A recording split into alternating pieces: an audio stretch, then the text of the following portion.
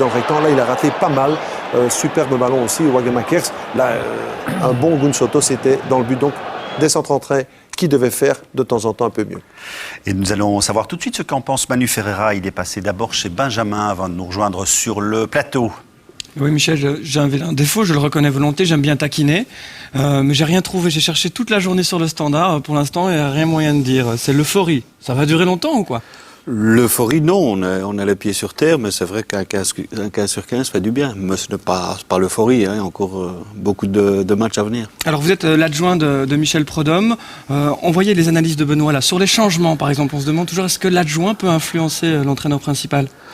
Je ne sais pas comment ils font ailleurs. Chez nous, en tout cas, on en discute tout le temps. Ce qu'on peut faire pour améliorer, pour éventuellement être plus prudent. Avec Michel, c'est surtout pour être plus offensif, les changements. Mais c'est vrai qu'on en discute toujours, oui. Autre chose, sur les flancs aussi, c'est un autre changement par rapport à l'année passée du côté du Standard, où il y avait beaucoup plus de longs ballons. Maintenant, ça passe par les flancs. C'est ça aussi la nouveauté ? Oui, nouveauté, je ne sais pas. On a toujours essayé d'utiliser les flancs. On a peut-être plus de qualité maintenant pour le faire. Mais c'est aussi un cliché, hein, Standard, long ballon.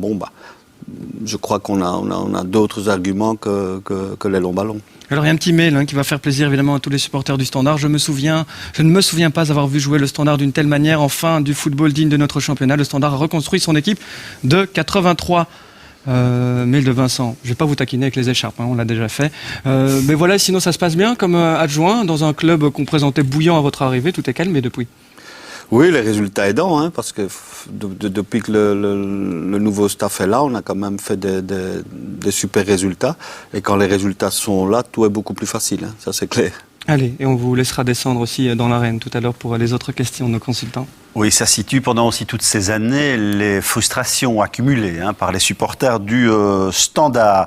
Et nous allons tout de suite passer au coup de cœur de Stéphane Poels. Oui. C'est quoi votre coup de cœur ? C'est un joueur que Benoît a cité tout à l'heure, c'est l'attaquant de Zultergem, qui est Mbaye, on va le voir. Et comme quoi il y a du talent, même dans les petites divisions. C'est un garçon qui est sénégalais, qui est arrivé en France à 18 ans. Et qui souhaitait faire ses études en France. Il est allé jouer à un club de DH, ça veut dire une promotion. Il a mis 60 buts dans la banlieue de Rennes. Il a signé un contrat pro à Lorient. Il a fait une douzaine de matchs. Il n'était peut-être pas assez pour le top niveau. Une saison à Amiens et Zultergem l'a récupéré. Sa première qualité, c'est le jeu de tête, on le voit. Il me fait penser un peu, alors pas dans les mêmes caractéristiques, mais un garçon comme Dembaba qu'on va chercher à des divisions inférieures, qui a beaucoup de talent. Et je pense que ce garçon, en plus, c'est un véritable buteur. Là, Francky Dury l'a mis sur le flanc pour commencer.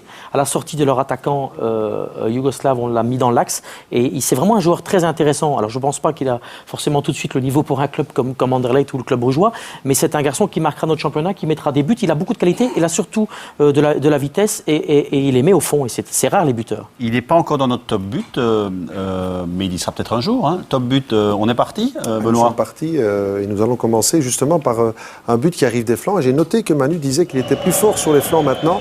C'est quand même à signaler qu'on a perdu Conceição et Rapaic. Donc apparemment ça va mieux sur les flancs, sur ce centre de Witsel. Magnifique, hein, superbe but, effectivement.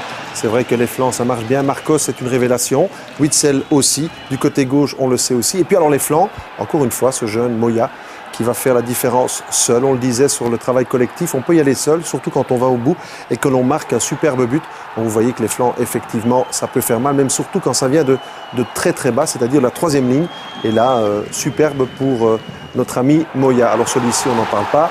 C'est tout à fait exceptionnel. Une frappe pure. Il en a déjà mis beaucoup des comme cela, Kustovic. Alors un peu plus fin.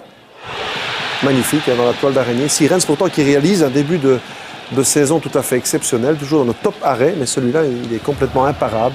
Magnifique, une feuille morte, comme on dit. Jovanovic, déjà 2, et puis on garde quand même le dernier, parce que Genk, tout doucement, lui aussi revient, est en train de trouver un petit peu la bonne carburation, le bon équilibre. Donc c'est superbe but aussi de Soutars.